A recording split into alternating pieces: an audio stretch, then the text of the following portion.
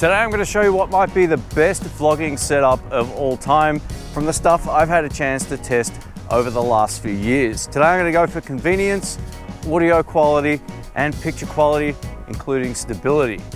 Let's get into it.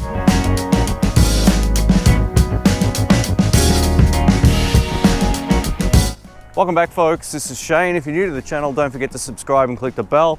I have how-to guides and reviews coming up most weeks. Now, in terms of this vlogging setup, it's light, it's portable, it has great stability. Odds are you're probably guessing what type of camera I'm using. But one of the biggest downsides to a lot of these rigs is you sacrifice audio quality a lot of the time.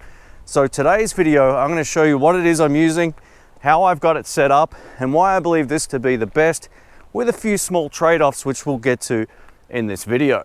Now, if getting the blurry background is something that you're into, this video won't be for you. For me, it's more about having good quality stabilization, good picture quality that will get you through most situations. We'll talk a little bit about that more in just a moment, but also having something light enough and small enough that I can just put it in my pocket when I'm done.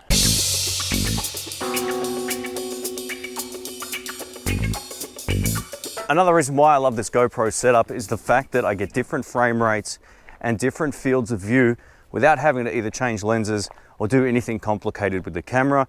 I can simply set up presets, go into slow motion mode, and I'm ready to go. If I want less of that fisheye look, I can simply turn it to linear mode and get a regular 16:9. It's pretty cool. Another huge benefit to the GoPro is time-lapse mode, and this will just add a sense of artistic creativity to some videos. Maybe not my one, but just in general, if it's used right, either in the car or when you're walking around town. But for now, I'm going to try going down this epic hill. Here we go.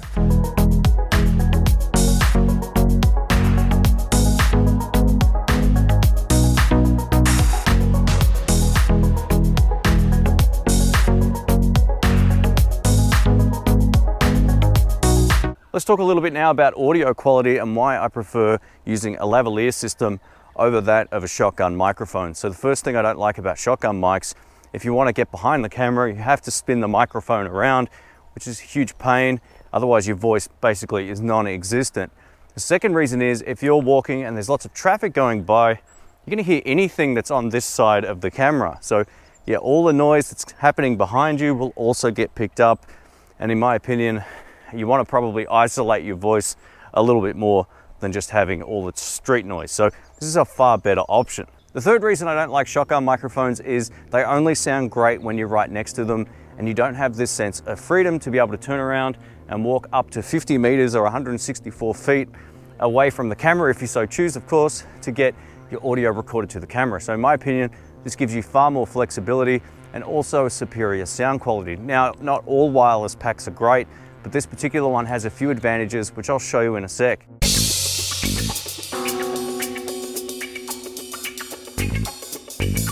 Now, my last video on the channel, I did a full review of the Saramonic Blink 500 pack and why I think it's a really great audio solution, coming from someone who's only used Rode stuff for many, many years. Now, one of the great things about this is you can see I've got my lavalier microphone connected to it. If the microphone dies, or if I want to do, say, an interview with somebody else, I can simply unplug that particular lead, which is the lavalier microphone, and use the built-in microphone on the unit. And these sound spectacular, and it's a great backup solution. I'll show you that now. So now you're listening to the audio straight from this transmitter without the lavalier microphone going directly into the receiver, which is going into the GoPro. Now, to get all of this to work, I needed the GoPro Hero 8 Media mod, which a lot of people don't seem to like, but I like it because it solves this particular audio solution, and for me, it's definitely worth it. Now, there's a few downsides when it comes to using a GoPro over using that of a mirrorless camera. The first thing is low light performance. So if you're going to be using these indoors or somewhere where there's not very good lighting like this, odds are it's going to look a little bit grainy. Now, this is midday here in Melbourne, Australia, so the sun's up, but I'm in a dark spot, and odds are the picture quality is still going to suffer that little bit more now than it probably did in the rest of the video. I could be wrong, but I can't see the screen, which is the other trade-off.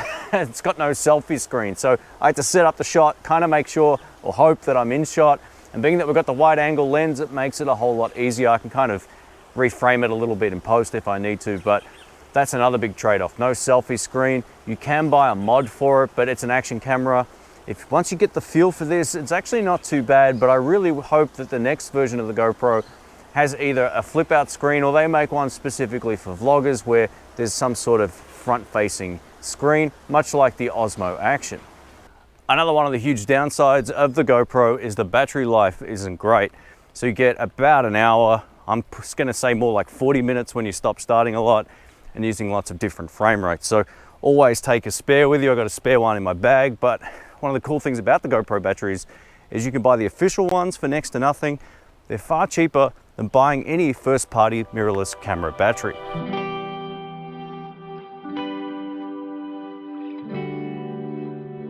So let's switch over to Superview, and this is one of the huge advantages of these action cameras. You can see probably just as much as I can right now. It's an absolutely beautiful day out here. It is quite windy. How's the audio holding up? I'm tipping that the Dead Cat, which I've ripped off a different pack altogether, is probably handling this pretty well. I guess I'll find that out, and if it sucks, I'll leave some information on screen. But as you can see, having these different fields of view makes the world of difference. All right, so now I'm going to show you exactly how I've got all of this hooked up and what it looks like. So here we go. This is it. This is all I use now for the vlogs. We've got the GoPro Hero 8 Black. We've got the GoPro Hero 8 Media Mod. We have the included GoPro tripod, at least in the pack that I purchased. And we have the Saramonic Blink 500 receiver sort of clipped onto one of the legs.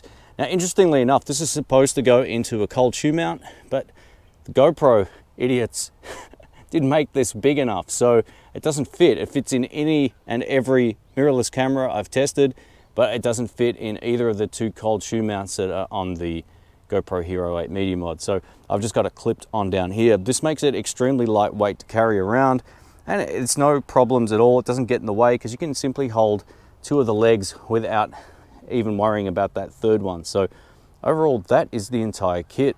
As you can see on the back, I've just simply got the audio going into the 3.5mm jack, and there we go.